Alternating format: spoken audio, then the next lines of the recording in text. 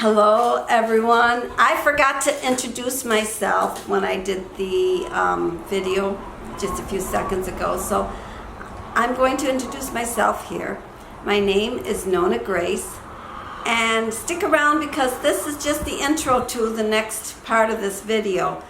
I did make one earlier where I said hello and goodbye, but this one is not just a hello and goodbye. It's got a little more to it.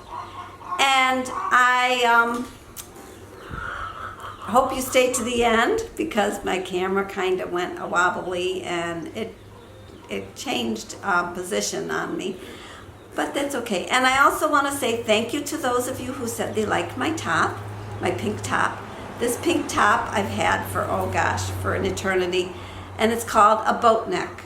And I wore it years and years and years ago, and I was digging through my closet because I'm thinking it's pretty hot and I needed to find something to wear.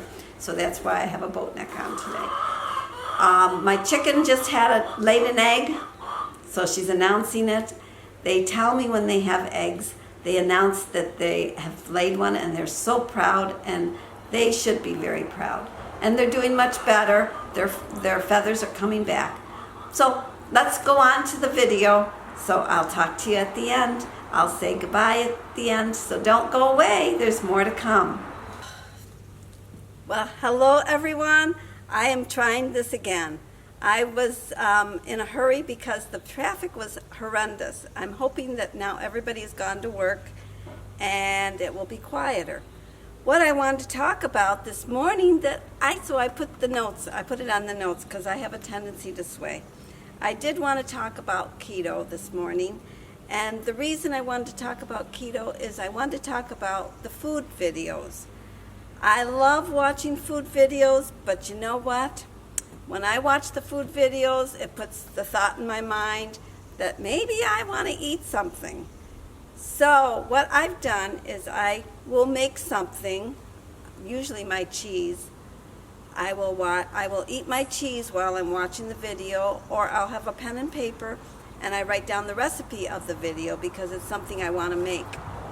I find that they trigger the want to eat, and I don't want to eat just yet. So I try to watch them when I know I'm either going to be eating soon or I've got something already I'm eating. Okay, now the other one is about shopping. When I go shopping, I always try to go after I break my fast. I don't like to shop as it is, and I go after I break my fast because this way I have eaten something, and I have a tendency not to buy things that I'm not supposed to buy, and I don't overspend when I am buying. That was another thing. And I guess I've been fasting all my life. My mother used to get really upset with me because I never wanted to eat breakfast. I would get up about 6 o'clock, and I never really wanted to eat until about 1 o'clock. And she used to hound me about breakfast is the most important meal. Well, we're finding that breakfast can be at any time of the day. It doesn't have to be as soon as you wake up. So I still am doing the eating when I feel like I've had long enough hours of not eating. And the chances are my fast is always broken with, you guessed it, cheese. I like the provolone cheese, and I like the string cheese, and I like putting it in the microwave, melting it, and I put hot cayenne pepper on it. I do put some salt on it, and I try to put, if I have it, which most of the time I do have, is hard salami. And I buy the spicy salami, so I'm making it even hotter. One day, my granddaughter was over, and she wanted a couple of the kernels of the Himalayan salt. And so I tried just giving her some grinds on her hand, and she wanted a piece of the salt. So she took the jar. I took the jar actually first, and I tried opening it. I could not open it. So here's this little 8-year-old twisting with all her might, and she opened it. So now when I grind my salt, sometimes I have a tendency to open the cover, which could be dangerous because the salt could come out. But Can you imagine? As you grow older, you do get weaker. So, on the topic of trying to stay strong, I keep doing the things that I need to do, such as I do my push-ups, I do my pull-ups. I'm up to 6 pull-ups. One day I got to 7. Still haven't made it to 10. I can do 10 push-ups. They're pretty easy now. I even did 12 one day, but I just stop at 10. Mainly because I don't like seeing the floor coming up and down, because I get motion sick pretty easy. And if I close my eyes, I get motion sick. So I just stop at 10. 10 is a plenty.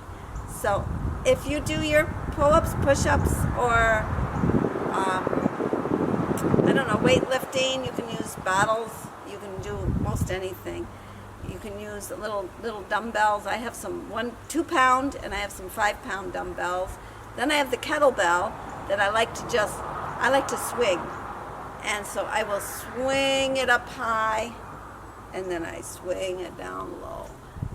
And I bring it up slow, because that's where you got the resistance, and I bring it down slow. Because you want resistance. You want to use the resistance of the weight against your muscles. So that's what I do. Now, I think I've talked long enough. So I'm going to say goodbye. And you know what? I didn't have too many cars go by. I had a few, but not too many. So you take care and enjoy. Oh, before I go, always before I go, I have to show you the plant that I was saying that was growing like a wildfire. The one right here. I will bring it up close.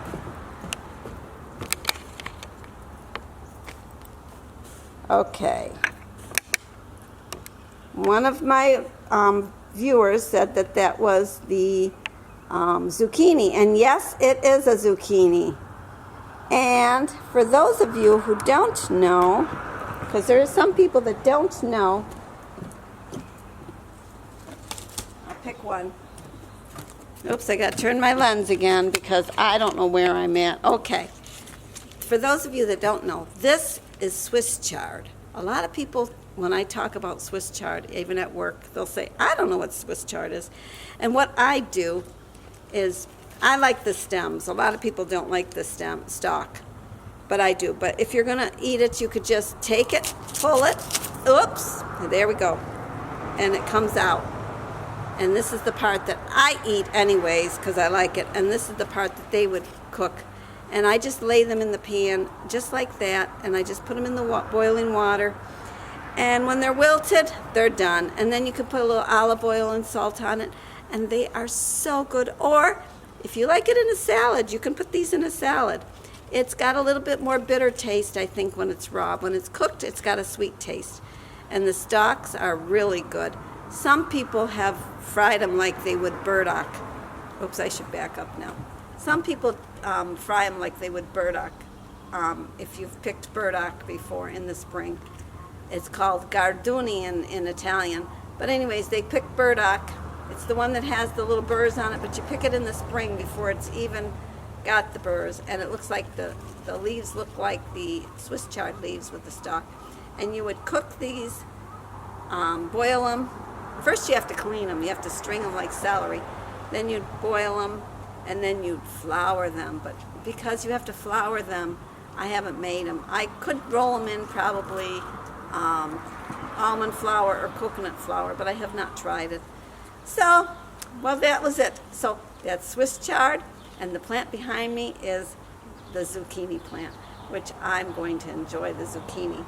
I like to spiralize it. I bought a spiralizer because Tammy from Keto and the Chaos, she eats that just about every day. It's her favorite food. Along with, whoa, hello, camera. It just went down. Hi there. It went down. Now, if you stayed to the end, you'll see this. If you didn't, oh well. So I'll say goodbye. Goodbye, everybody.